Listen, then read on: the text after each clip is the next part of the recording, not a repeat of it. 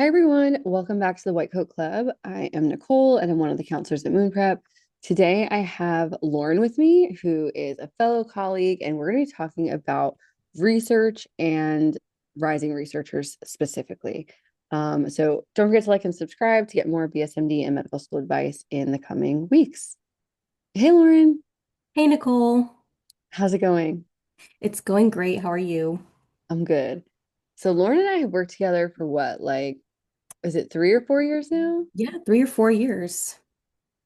Yeah, it's gone pretty fast. It's all kind of a blur. But Lauren is fantastic, and she is essentially our research expert on the team. So I'll let her kind of do her introduction. I don't think you've been on the podcast before, or maybe it was a long time ago.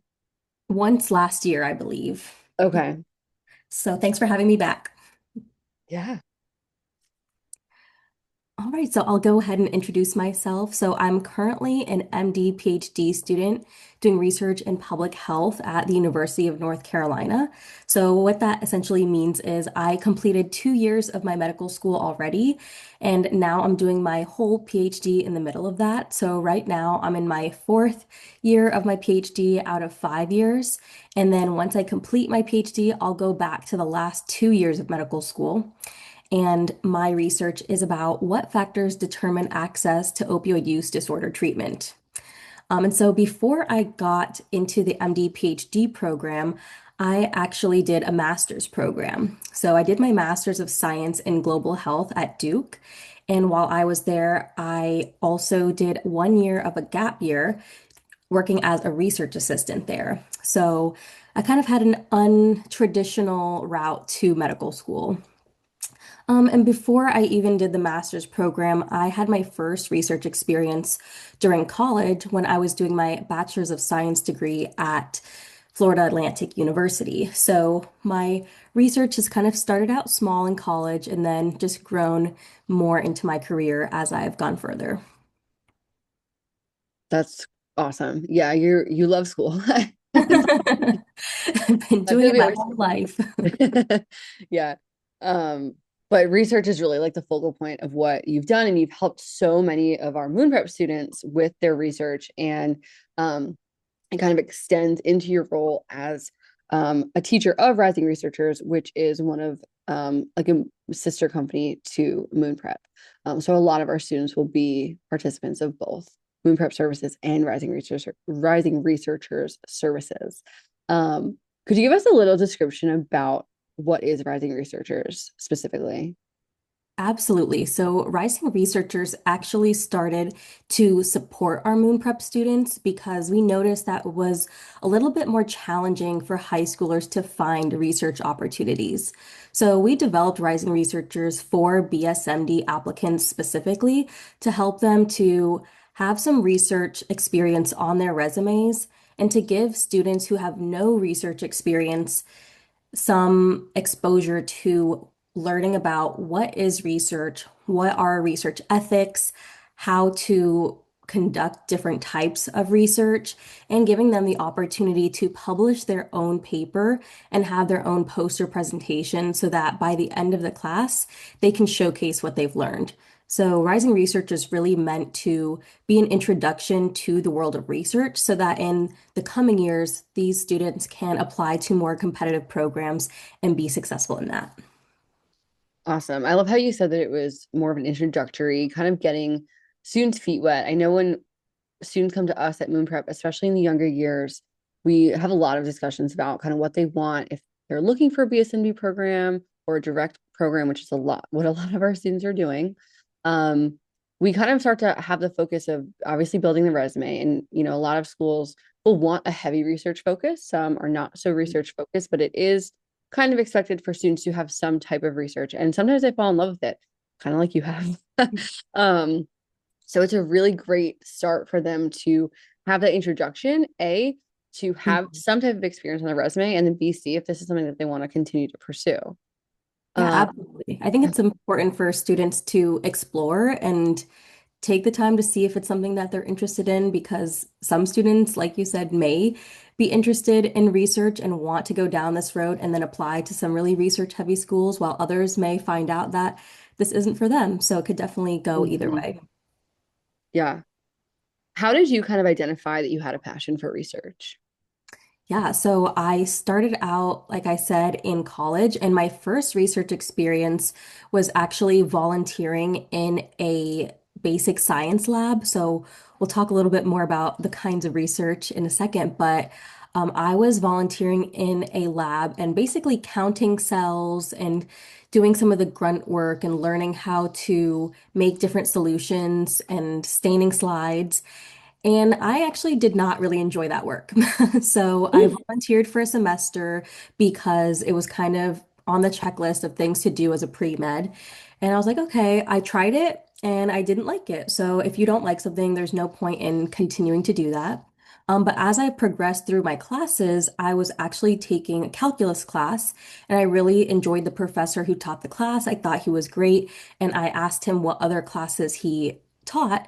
And then he told me he was actually looking for a research assistant and said that since I was doing well in his class, he offered me that position. So even though I wasn't looking for research, research kind of found its way to me just by being engaged in my classes. So I always encourage students to, show up for their classes and do well no matter what topic it's in.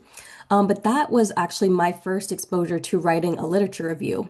And at the time, I had no idea where to even begin. So I was kind of on my own trying to figure this out for the first time. But that was my first time having my own research publication. And then from there, I realized that I was interested in public health. And then that's where it all kind of took off for me. And once I did my master's in global health, I worked with doctors who were doing research too. And I realized that I could combine medicine with research and make an even bigger impact on both individuals and the population at large. So that was kind of my trajectory. Awesome. And I think it's really important, like you said, for you to just kind of explore, have that open mind and see, where kind of the wind might take you. And even like you said, you weren't necessarily even looking and it just kind of found you. And I think it's also important to, again, with the same light with an open mind, like kind of say yes to these certain situations. That's what college is for. That's what, high school is for, to explore and be open to things because you really never know. And obviously that's kind of molded the entire trajectory of your career. Um, so I know I kind of mentioned it, we want it to be a resume item, of course, but why is research so important for high school students? Like, what are kind of those main takeaways aside from just being a resume item? Yeah, I think it's important for high school students to start learning about the scientific method and to showcase that they can use those critical thinking skills and apply it themselves. So I think it's really more about the learning process and how they're able to pick up these skills and show what they've learned versus just sitting in a classroom, taking notes and taking a test. It's a way that they can really show that they're able to think critically. Awesome. So, kind of breaking it down for those who are not super research heavy or have a lot of knowledge in it, what are some of the kinds of research and the differences, I guess? Yeah, absolutely. So this is a very common question, and it's also something that we talk about during Rising Researchers as well, because a lot of people aren't aware of the different types of research, and this is not even an exhaustive list. So Mm. anything that you can think about can be researched, but the main categories that I think of are wet lab, which is also called basic science or bench work. So this is what most people think about when they think about research. If you're picturing microscopes, maybe doing experiments on mice, that is the wet lab basic science benchwork type of research. So that might be something like immunology or study of the immune system or studying molecular cell biology. So really like studying things on a small level. Then coming to more of the public health world that I live in, we do a lot of quantitative data analysis. So what that means is looking at numerical data and doing statistics with that data. So it could be something like using a scale. For example, we have a scale to measure depression. So if I ask you these survey items and you rate it on a numerical scale, and then we take the average of your responses, then that'll give us a number that we can then do other statistical analysis with. So that is super common in epidemiology or public health research. We also have qualitative data analysis. So this is usually more used in like sociology type of fields or social sciences. This is when we want to study something that you can't measure with numbers. So we use interviews and focus groups to learn more about people's experiences. And so what type of research method you use depends on the research question that you want to answer. So you want to make sure that your research method is matching up with your research question. And the last type of research that I wanted to mention is literature review. So there's different types of literature reviews. We have a scoping literature review, which is when you look at what are all the papers that have been published on a certain topic and give information about what has been published on that topic. So you're not necessarily going into what are the results of the studies, you're just saying what's out there. Then we have a narrative review, which is essentially a summary of the research that's out there, but it's not necessarily exhaustive of everything that has ever been said on that topic.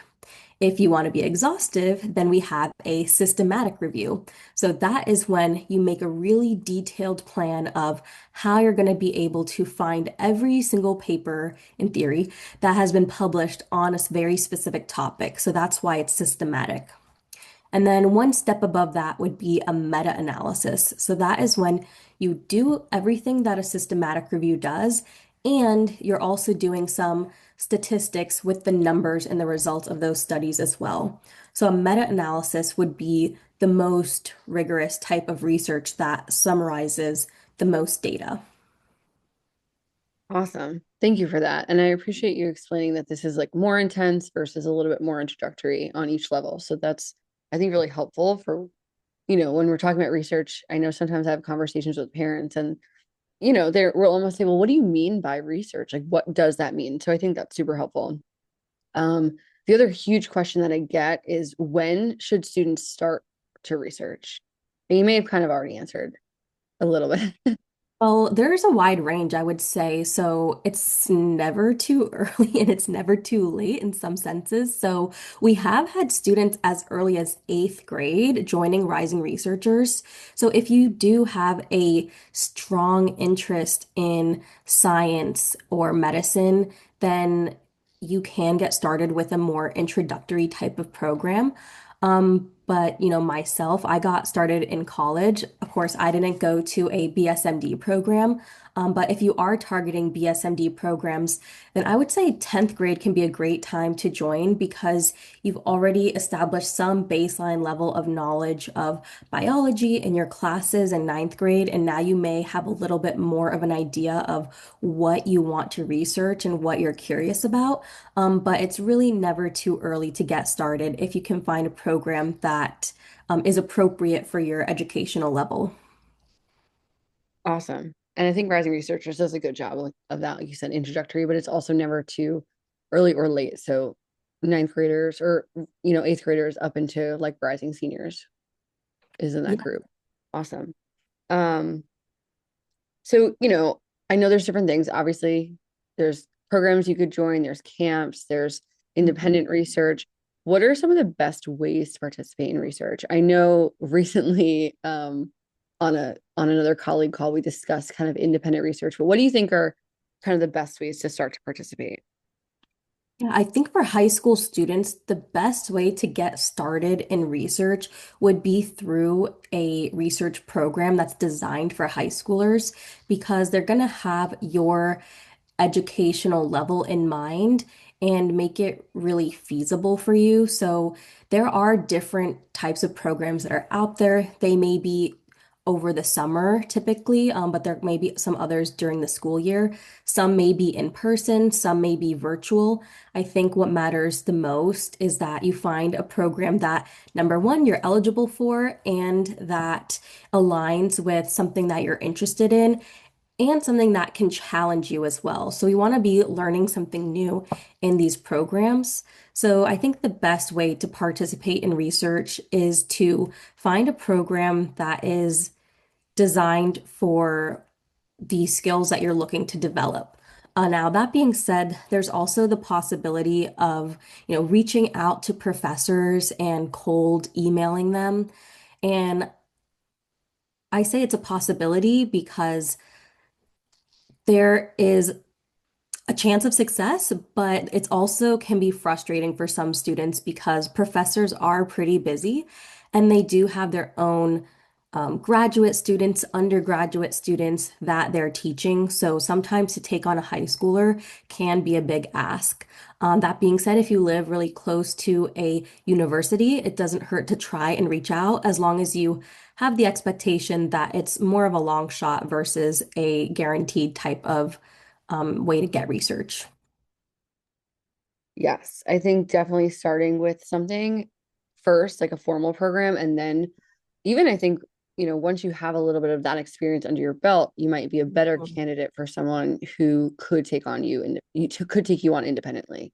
Um, Exactly. but It if could you're be a abs great way to show that you've already learned some baseline skills, so you're not coming in completely as a blank canvas for someone else to teach. You can show them that you already know how to maybe write a literature review, so that could be something that you bring to the table.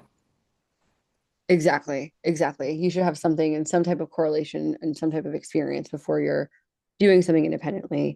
And sometimes they find you, like kind of similarly to how you said, you weren't even really looking for it. It just kind of happened based on another experience that you did. One thing is usually always going to lead to something else. Exactly. So always being the best student that you can be, no matter if you're in the classroom, in a club or organization, if you're showing up, being present, engaging, and being professional, then you never know when someone might have an opportunity for you. Yeah. And then I think the last question that I get the most from parents and families is how to really showcase research through writing and how to like formally write. Okay, so they've done this type of research. How do we formally get it into a paper? Yeah, so writing for scientific research is very different from the type of writing that you typically learn in like English class or you learn in high school. So there is a specific format to a scientific paper, and it takes some learning about what goes into the introduction section and what goes into the results section and how is that different from the discussion section and should you write in the first person or should you write in the third person? And a lot of that just comes through learning by doing in some of these research programs. So I think it's important to be able to articulate what you learned through your research and be able to communicate that through your writing, but also in a presentation, because sometimes people who are maybe not as well versed in the science that you're writing about might want to know what you researched. So it's important to be able to communicate that as well. And that's why in Rising Researchers, we also have the poster presentation so students can practice public speaking and presenting their results verbally too. Awesome.